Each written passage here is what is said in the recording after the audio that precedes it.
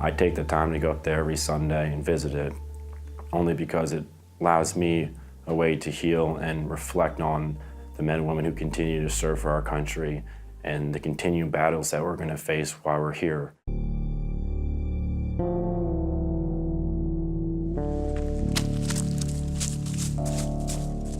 There's a pretty negative transition once you get home. After the hellos and the pats on the back and the celebrations and the reunions, that's when I see a lot of guys struggling, and that's where my struggle began. It's the times when you guys come back, that's the hard part of the whole situation. It feels kind of like the floodgates open, and you see the anger and you see the sadness, and like you can see it in their eyes. I'm just trying to kind of connect the dots of why I felt that way.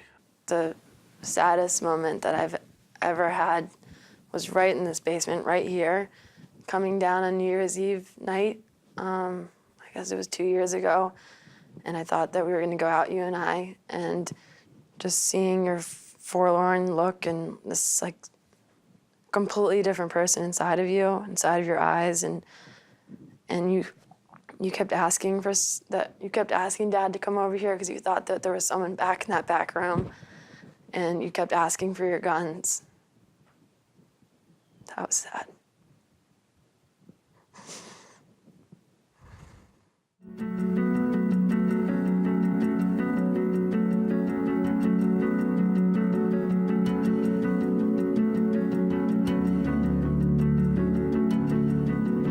Let's just wait it out. That is not an option.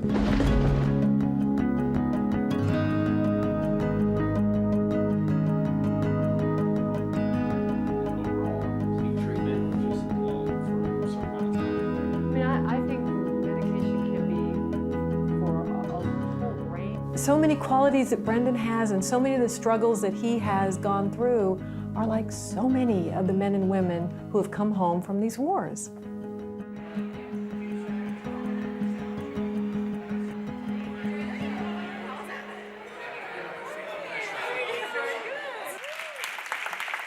I started Give an Hour because I was really worried that as these wars unfolded, our country wasn't ready to receive the men and women who were coming home.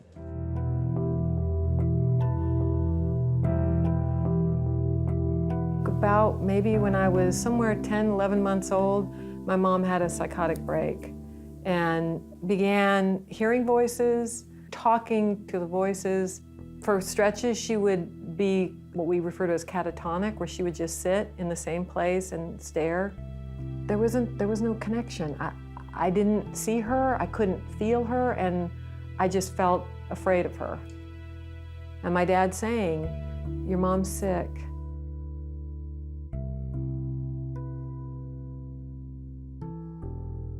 There were times she was in group homes.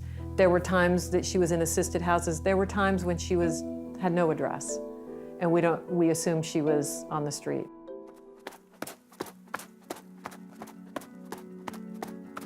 You know, I had a lot of time to reflect on the road. I felt empty and very lost. And part of me wanted to find goodness in myself again.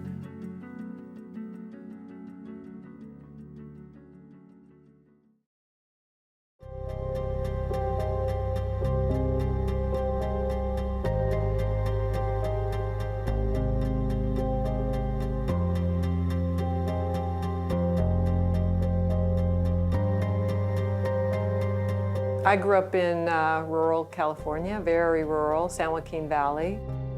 My dad was the most important person in my life, and I had a wonderful relationship with him, tremendous respect for him. He served during the war, was in battles, was injured, was in a hospital in Washington State, and that's all I know about any of the difficulties. He didn't talk about any of the pain, any of the trauma. As I started to think about what I wanted to do, I wanted to go into, I wanted to be a psychologist. I wanted to help understand mental health issues, help people heal. He talked to me about being worried. I didn't understand why he was worried. And he talked about, sometimes these things, he would say, these things that are in people, they're scary, and you have to be careful. It was like he was warning me. And he would hint at, that he didn't used to be that way. He didn't used to have that kind of anger. And that he was clearly afraid of whatever that was, and he was afraid that I might be working with people who were like him.